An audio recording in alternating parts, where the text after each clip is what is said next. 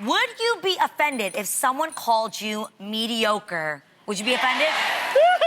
Well, while you might take offense, clearly, at first, believe it or not, being mediocre might make you a hell of a lot happier. Really? According to Megan Nesbitt of the site Man Repeller, society's obsession with being perfect has gotten to a place where it could be considered borderline pathological.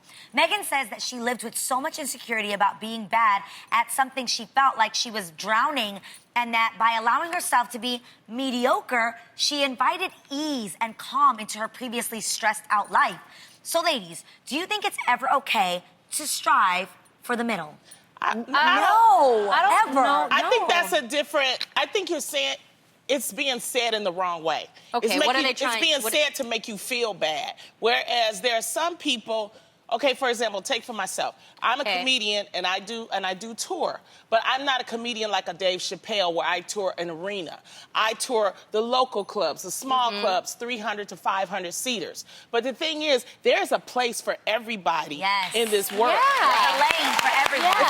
Because those smaller clubs, they're usually small businesses, so I'm helping support communities. I'm also helping people that maybe can't afford $100 tickets to see Dave Chappelle, but they still want to go out. My tickets cost less. So you could say, well, Lonnie, why don't you try to be an arena comedian? I do arenas, but I'm not at that level yet where I'm going to do 2 hours or something like that. So I don't think that's being mediocre. I think that's just knowing where I am and where my place is, and I appreciate that. And some people may call that, mediocre. I guess it depends on the, the definition. I have such strong feelings. I hate that you even have to explain that right now. I just hate that we are in a society that says that being mediocre is by a standard of success, or like how big the arena is or how small it is. Like I feel so passionately about saying, like, what you may define as mediocre, happiness is not mediocre. Happiness is the point in life. And if doing comedy makes her happy, it doesn't matter if she's freaking doing the comedy for 3 people or 3 million people.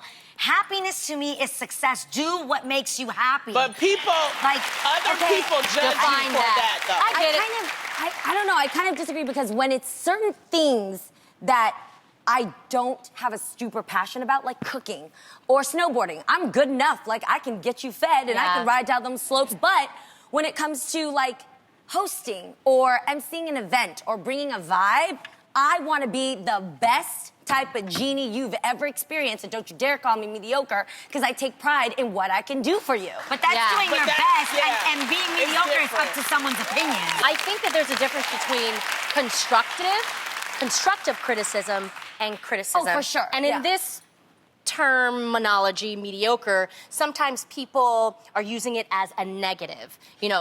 And that's what Lonnie is saying. And I can agree with what you're saying, Lonnie, because there are people who maybe see just television actresses as the mediocre instead of, like, the A-list actor in the motion picture. But Everybody I'm not going to let you Beyonce. But I'm not going to let you define me.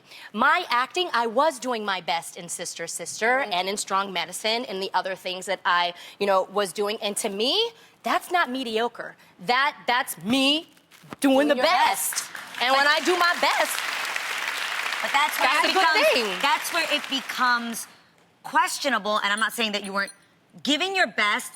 My issue with people saying something is mediocre is that it's up to their opinion. Right. Yeah, that's why I'm not going to let them define. So what would you say is mediocre and not mediocre? Say that again? What would you say is the difference between not mediocre and mediocre?